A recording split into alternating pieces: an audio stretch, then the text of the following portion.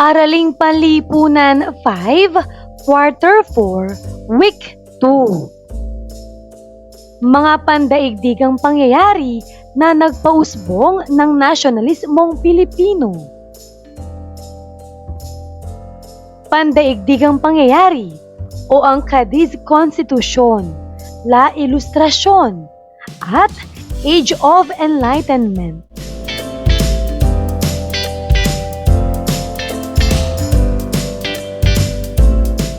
Revised K-12 Curriculum with me, Teacher KMT. Magandang araw mga bata! Ngayon ay pag-aaralan natin ang tungkol sa mga pandaigdigang pangyayari na nagpausbong ng nasyonalismong Pilipino o ang pandaigdigang pangyayari katulad ng Cadiz Constitution, La Ilustrasyon at Age of Enlightenment.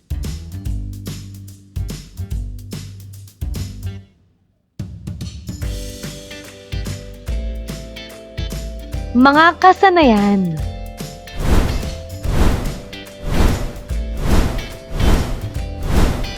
Basahin mo ang mga ito.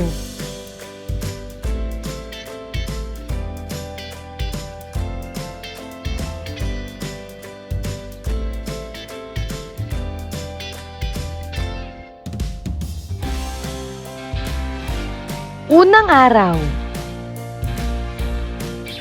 Maikling balik-aral. Gawain bilang isa. Isipin, ugnay, ibahagi. Panuto. Bigyang diin ang pagbibigay ng kahulugan o ugnayan ang awitin sa mga iba't ibang mga larawan.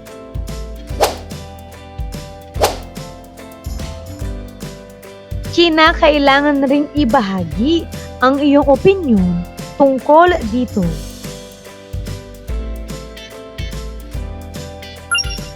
Para sa unang larawan,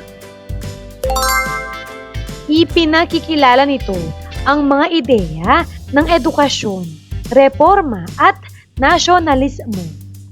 Nakatulong ito sa pagpapalaganap ng kamalayan ng mga Pilipino.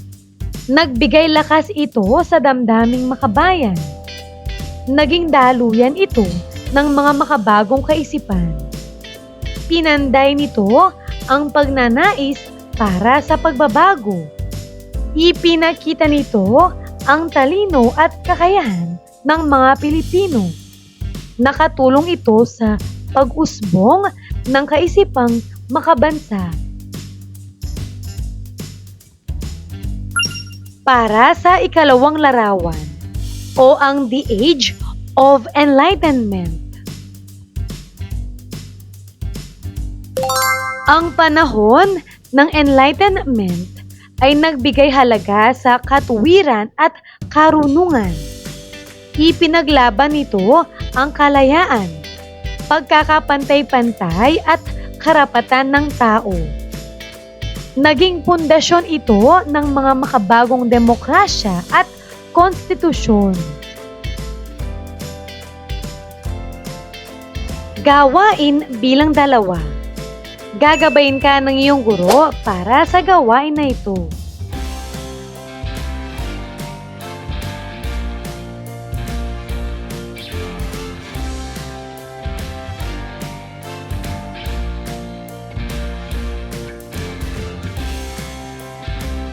Paglinang sa kahalagahan sa pagkatuto sa aralin.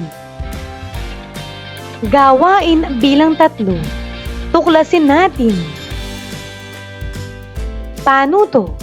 Tignan ang larawan sa ibaba. Suriin ng mabuti pagkatapos ay sagutin ang mga sumusunod na tanong. Mula sa larawan, sagutin ang iba't ibang pamprosesong tanong. Una, ano ang epekto ng kaisipang liberal sa pag-usbong ng damdaming nasyonalismo. Magaling! Ang kaisipang liberal ay nagbigay diin sa kalayaan, pagkakapantay-pantay at karapatan ng tao. Dahil dito, namulat ang mga Pilipino sa hindi makatarungang pamamahala ng mga Espanyol. Naging daan ito sa pag-usbong ng damdaming nasyonalismo at pagnanais ng reforma at pagbabago sa lipunan. Pangalawa, ano ang epekto ng La Ilustrasyon sa Pilipinas sa pag-usbong ng kamalayang makabayan? Tama! Ang La Ilustrasyon ay naging daluyan ng mga makabagong ideya at kaisipang liberal. Sa pamamagitan nito, naipahayag ang mga suliranin ng bansa at ang kakayahan ng mga Pilipino. Nakatulong ito sa pagpapalawak ng kamalayang makabayan at pagpapalakas ng diwa ng nasyonalismo. Gawain bilang 4. Gagabayin ka ng iyong guro para sa gawain na ito.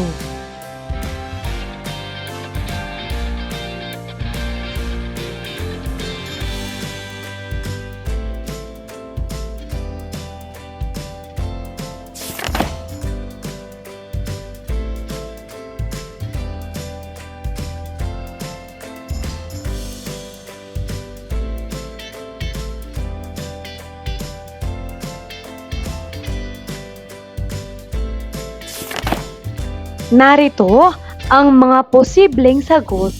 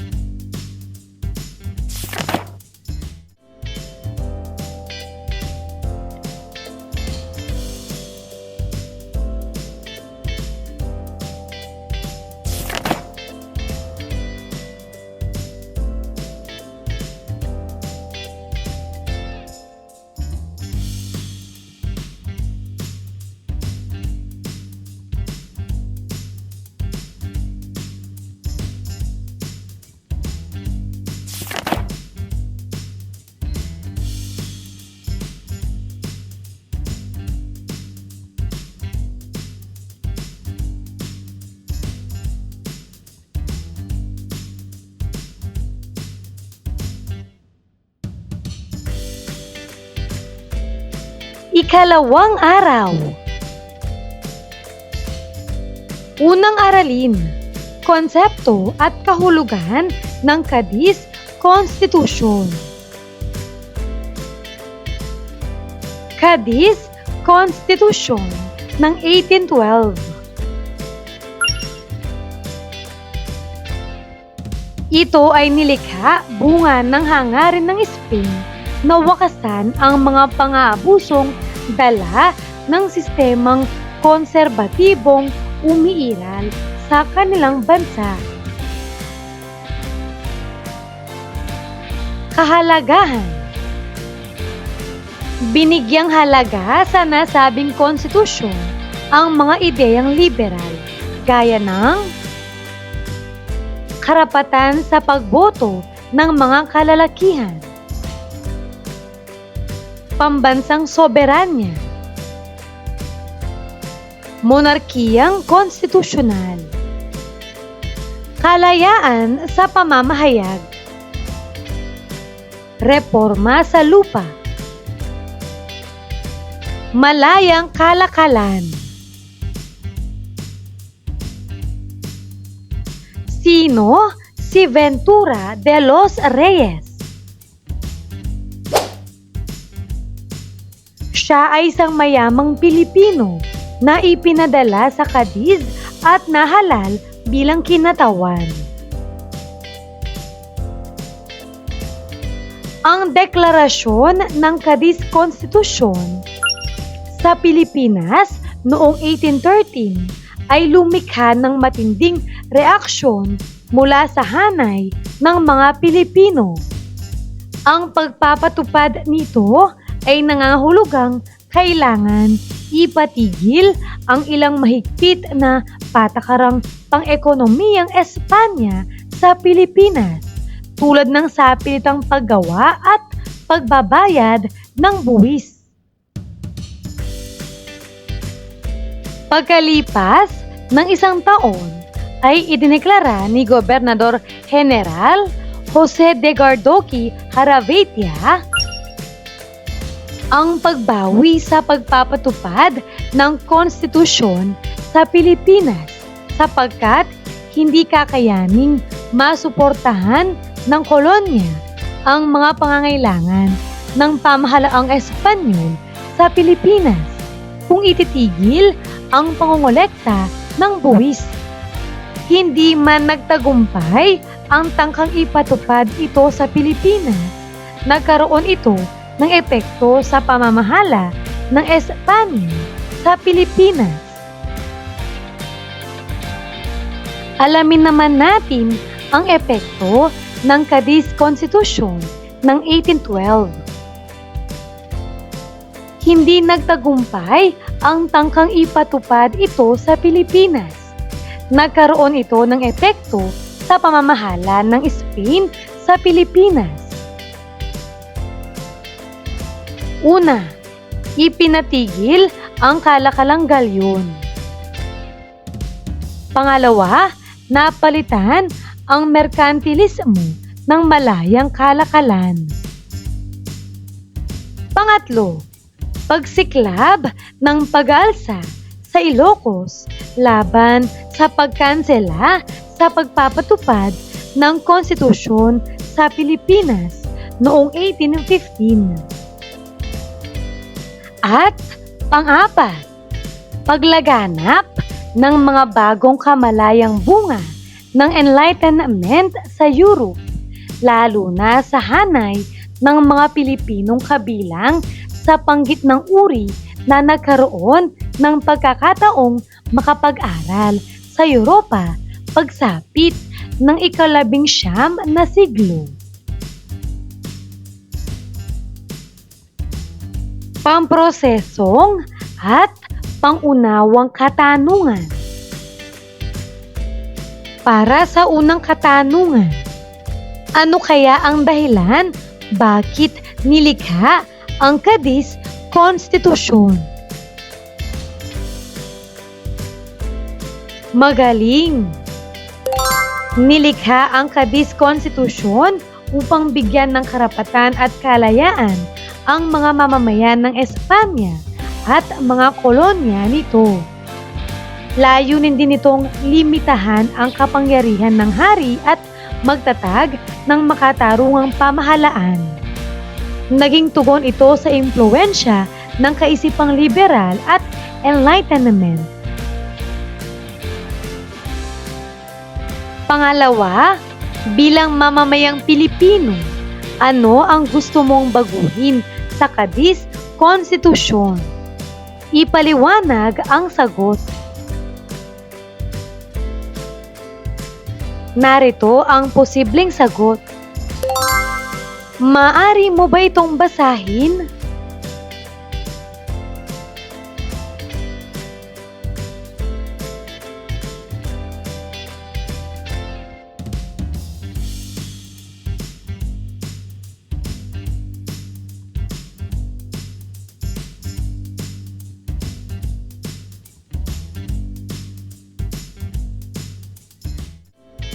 Para sa kasunod na bahagi, gagabayin ka ng iyong guro para sa gawain na ito.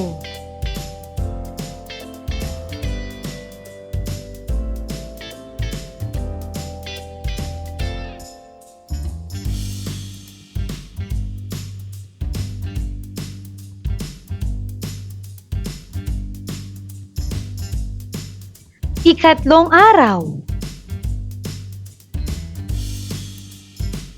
Ikalawang aralin, La Ilustrasyon.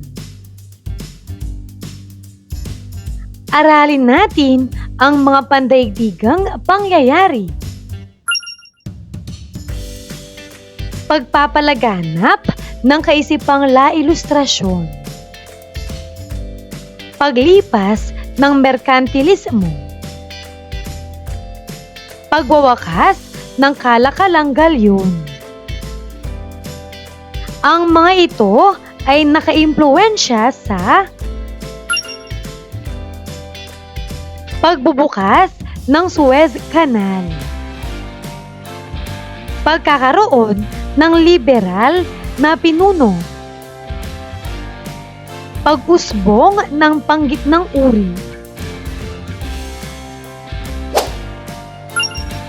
dahil dito nagkaroon ng pag-usbong ng kamalayang pambansa at pakikibaka.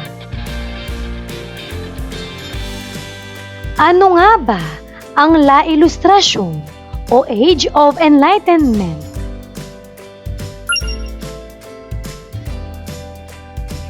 Ito ay maituturing na mahalagang panahon ng paghahanap ng katotohanan at pag-angat ng antas ng pag-iisip at pamumuhay sa pamamagitan ng pagpapaunlad ng pamahalaan, infrastruktura at mga institusyon ng lipunan.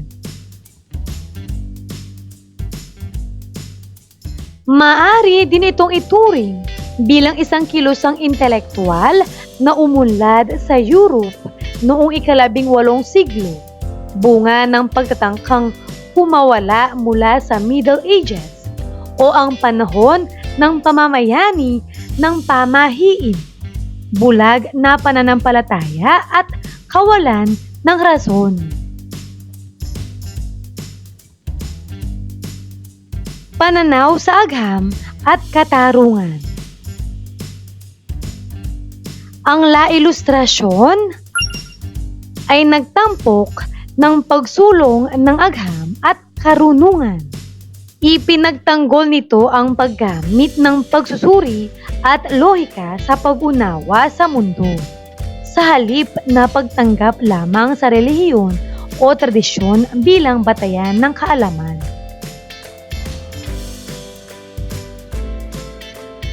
Pananaw sa pamahalaan at lipunan. Sa panahon ng La Ilustrasyon, ipinaglaban ang mga prinsipyong pampulitika tulad ng pagkakaroon ng demokrasya, kalayaan sa pamamahayag, at pagtatanggol sa karapatan ng tao. Binigyang diin din ang konsepto ng pagkakapantay-pantay at pagpapalawak ng edukasyon upang mapalakas ang lipunan. Pag-unlad ng literatura at sining. Ang kilusang ito ay nagdulot ng pag-unlad sa literatura, pilosopiya at sining. Isinulat ng mga manunulat at pilosopo ng panahon ang mga aklat at sanaysay na nagtataguyod ng mga prinsipyo ng pag-iisip, kalayaan at kaalaman. Nagsilbing inspirasyon din ang La Ilustrasyon sa mga pintor at iba pang alagad ng sining upang bigyang diin ang mga kaisipan ng pagbabago at pagsulong. Impluwensya sa kolonyal na lipunan. Ang La Ilustrasyon ay nagkaroon ng malaking impluwensya sa mga kolonyal na lipunan, kabilang ang Espanya at Latin America. Ipinaglaban ng mga ilustrado o edukadong individual ang mga reforma sa pamahalaan at lipunan at nagtataguyod ng mga ideya ng kalayaan at pantay-pantay na karapatan. Pagsusulong ng pagbabago. Sa kabuuan, ang La Ilustrasyon ay nagdulot ng malaking pagbabago sa lipunan, kultura at politika. Binigyan nito ng diin ang kahalagahan ng pag-aaral, pagsusuri at pag-unlad na nagtulak sa paglalakbay tungo sa modernisasyon at pagpapalawak ng kaalaman. Pinatnubay ang pagsasanay. Gagabayin ka ng iyong guro para sa gawain na ito.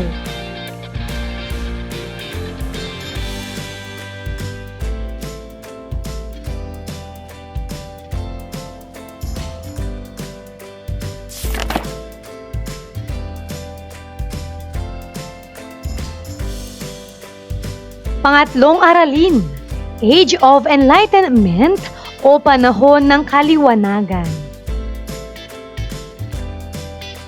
Age of Enlightenment.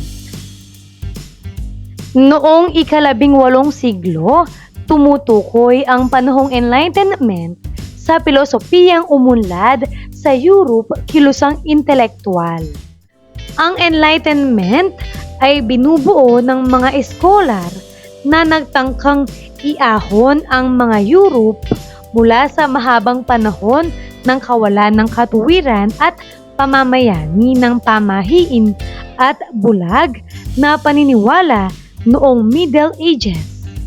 Marami ang nagmungkahi na gamitin ang pamamaraang ito upang mapaunlad ang buhay ng tao sa larangan ng pangkabuhayan, pampolitika, panrelihiyon at maging sa edukasyon.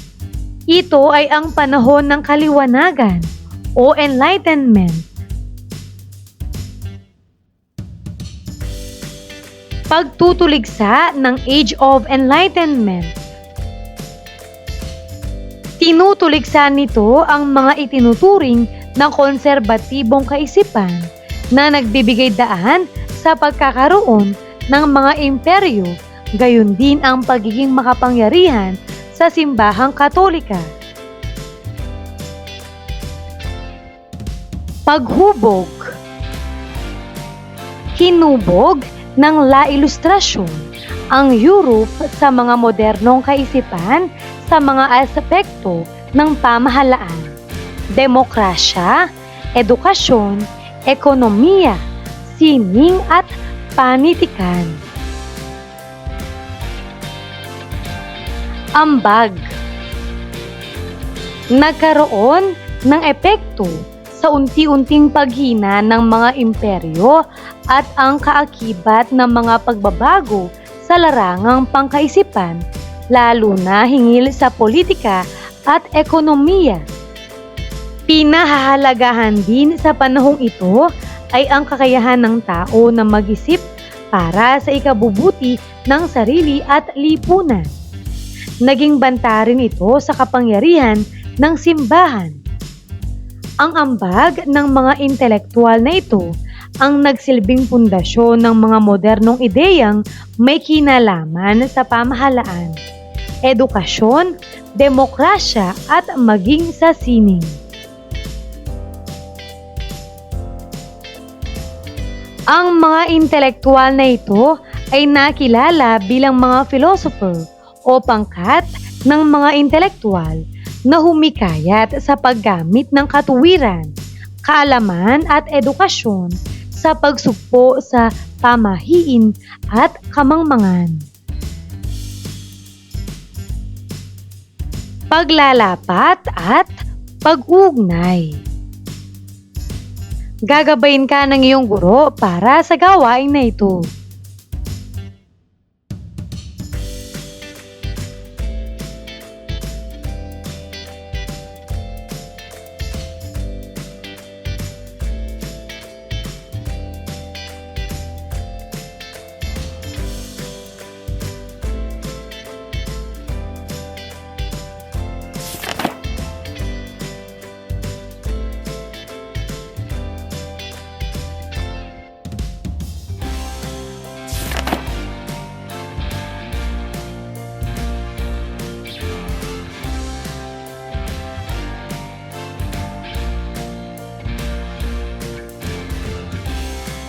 Gagabayin ka rin ng iyong guro para sa gawain na ito.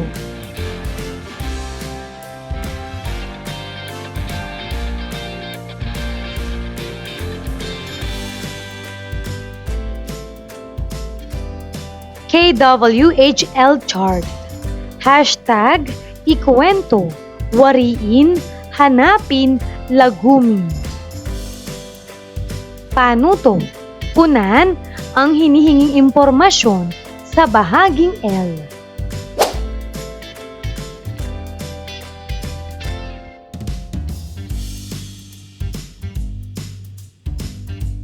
Ika-4 na araw. Pagsusulit. Titik A o unang bahagi. Panuto. Basahin ang mga pangusap at piliin ang salita o impormasyong bubuo sa diwa nito. Una, liberalismo ang tawag sa kaisipang galing sa Europe na nagpapakita ng patlang. A. Pagbibigay ng pagkakataon sa pagpapalayas ng mga praile sa Pilipinas. B. Pagpapalaya sa mga nasasakdal. C. Pagbibigay ng mga kalayaan sa pagpapahayag ng mga damdamin at kaisipan. D. Pagpapahayag ng pagkamuhi sa mga Kastila. Ano ang tamang sagot? Ito ay C. Pagbibigay ng mga kalayaan sa pagpapahayag ng mga damdamin at kaisipan. Pangalawa, nang binuksan ang Suez Canal, napaikli sa isang buwan ang paglalakbay mula sa Europe patungo sa A. Maynila, B. Cebu, C. China. Ano ang tamang sagot? Ito ay A. Maynila. Pangatlo, itinaguyod ng French Revolution ang konsepto ng A. Kalayaan, kaibigan at kapatiran. B. Kalayaan, pagkakapantay-pantay at kapatiran. C. Pagkakapantay-pantay, pagmamahalan at makatao. D. Kapatiran, kaguluhan at kagubatan. Ano ang tamang sagot? Ito ay B. Kalayaan, pagkakapantay-pantay at kapatiran. Pang-apat, ang deklarasyon ng Kadisk-Konstitusyon sa Pilipinas ay nangyari noong A. 1913, B. 1819, C. 1813. Ano ang tamang sagot? Ito ay C. 1813. Panglima, ang hindi ganap na naipatupad ng Kadisk-Konstitusyon sa Pilipinas ay nagdulot ng iba't ibang reaksyon sa mga Pilipinong katutubo ng Sarat, Ilocos Norte noong A. 1815, B. 1915, C. 1715, D. 1816. Ano ang tamang sagot?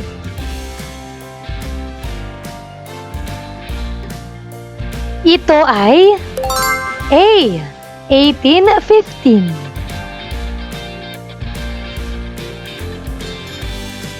Pang-anim, ang patlang ay nagbigay daan upang matigil ang kalakalang galyon noong 1815. A. Manila, Acapulco. B. Barter trade. C. Cadiz Constitution. D. La Ilustrasyon. Ano ang tamang sagot?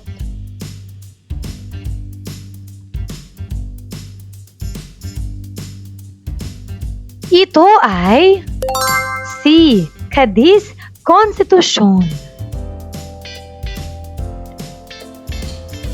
Pangpito, sino ang bagong gobernador general na nakilala sa kanyang liberal na pamamahala sa Pilipinas noong panahon ng nasyonalismo? A. Carlos Maria de la Torre. B. Carlos Garcia. C. Carlos Romulo. D. Andres Bonifacio. Ano ang tamang sagot? Ito ay A. Carlos Maria de la Torre. Pangwalo, sino ang kilala bilang isa sa pinakamalupit na namuno sa Pilipinas sa panahon ng nasyonalismo? A. Carlos Garcia. B. Gobernador General MacArthur. C. Gobernador General Rafael de Izquierdo. D. Carlos Maria de la Torre. Ano ang tamang sagot? Ito ay B. Gobernador General MacArthur. Titik B o pangalawang bahagi. Panuto. Basahing mabuti ang bawat pangungusap. Isulat ang tama kung ang pangungusap ay nagsasabi ng katotohanan at mali kung hindi. Isulat ang sagot sa unahan ng bawat pangungusap. Pangsyam, ang barter trade ay isang uri ng transaksyon sa pagpapalitan ng pagtutumbasan ng produkto. Ano ang tamang sagot? Ito ay tama. Pangsampu, sa kabuuan, ang La Ilustrasyon ay nagdulot ng malaking pagbabago sa lipunan, kultura at politika. Tama o mali? Ito ay tama.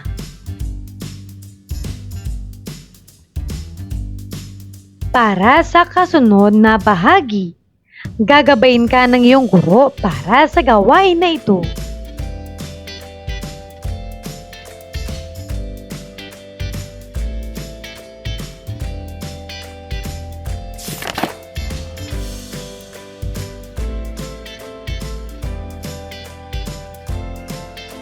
Nagawa nyo ba ang mga ito?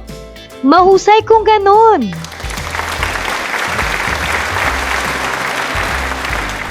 Ano ang mga natutuhan mo sa araw na ito?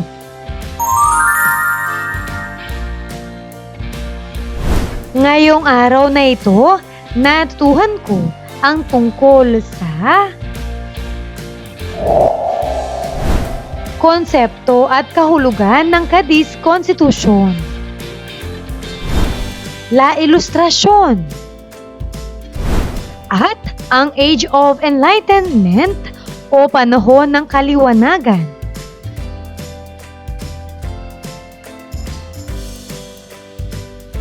Maraming salamat sa pakikinig mga bata. Sana'y may natutuhan kayo. Huwag mong kalimutan, pindutin ang like, share at subscribe.